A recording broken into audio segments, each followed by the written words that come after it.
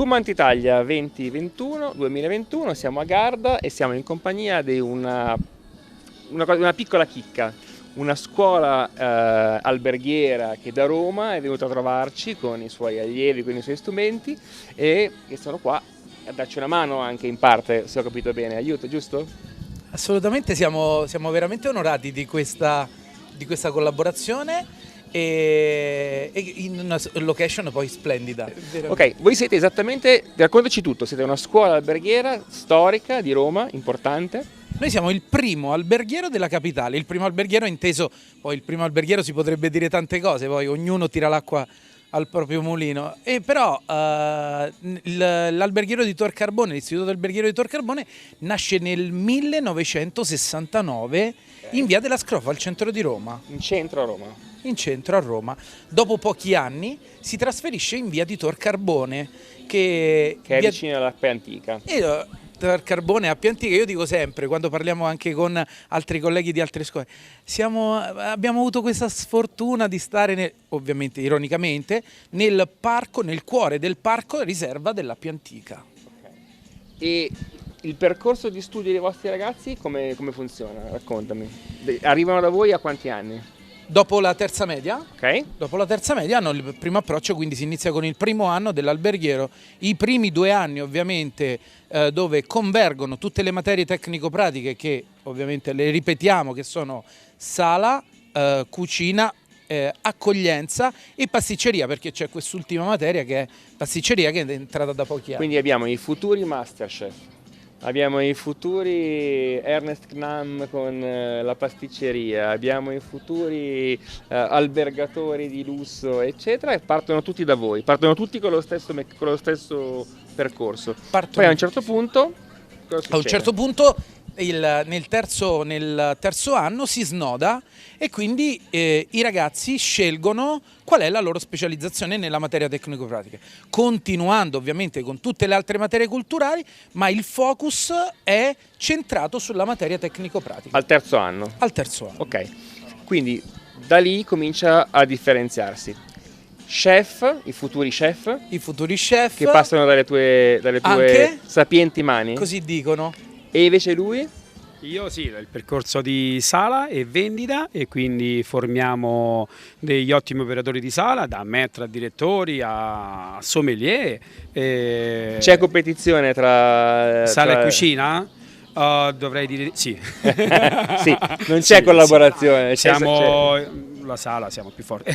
La sala siete più forti. Siamo i migliori. No, scherzo, c'è una collaborazione anche tra docenti. Infatti questo progetto lo abbiamo fatto proprio insieme. Abbiamo creato questo progetto con 2 docenti di cucina e 1 di sala, proprio perché per noi ai ragazzi il primo format che diamo è l'unione fa la forza, quindi se la sala non lavora con la cucina il ristorante non va, quindi dobbiamo essere veramente un gruppo, e io ci tengo al gruppo perché veramente il gruppo porta avanti poi la ristorazione e le idee e il buon lavoro, la buona riuscita. Quindi, perdonami, l'idea è quella di avere un percorso di base comune a tutti, poi c'è una differenziazione tra... E lo sbocco, cosa succede alla fine? È un'attività, è una delle solite scuole dove uno studia e poi non trova sbocchi, o al contrario? Questo alberghiero veramente, chi vuole poi fine quinto approccia subito nel mondo del lavoro.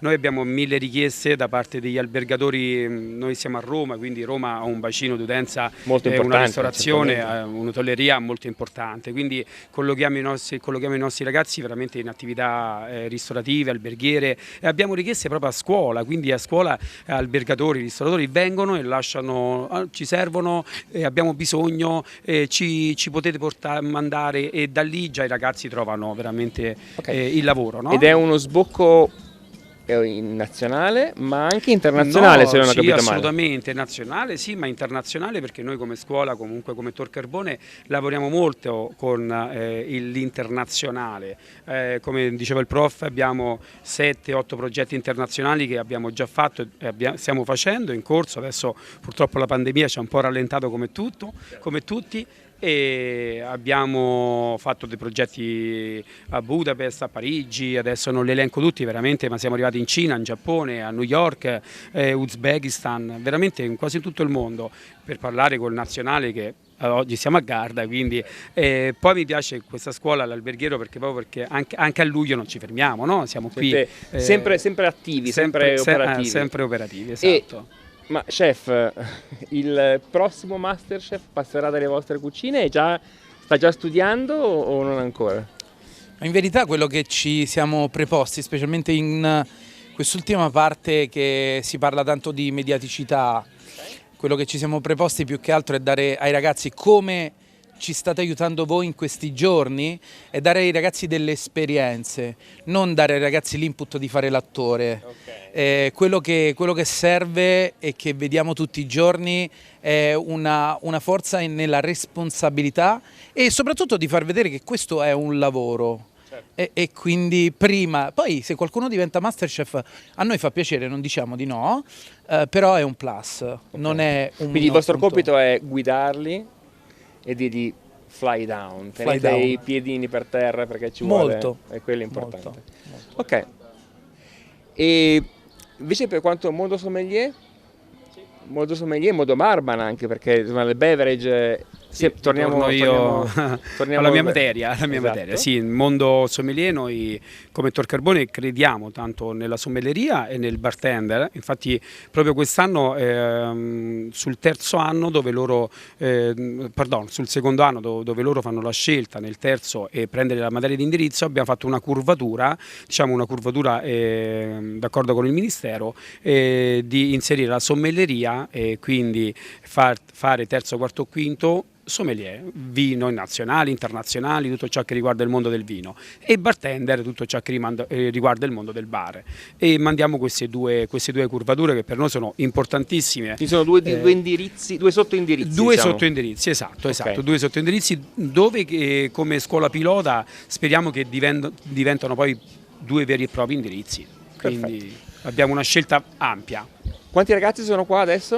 Noi qui abbiamo in alternanza, questo qui è in alternanza, abbiamo 11 ragazzi in totale. 11 ragazzi, a scuola abbiamo 1300 alunni.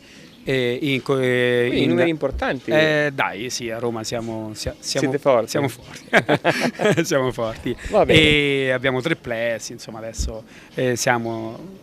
Siete sulla piazza come tra le realtà più interessanti del come si direbbe a Roma, siamo sul pezzo. Assolutamente. Va bene, io vi ringrazio per il tempo che ci avete dedicato, spero che vi state divertendo qua. Soltanto un saluto. Sì. Il saluto della nostra dirigente, perfetto, Cristina Tonelli, che ovviamente oggi ci ha permesso di stare tutti qui.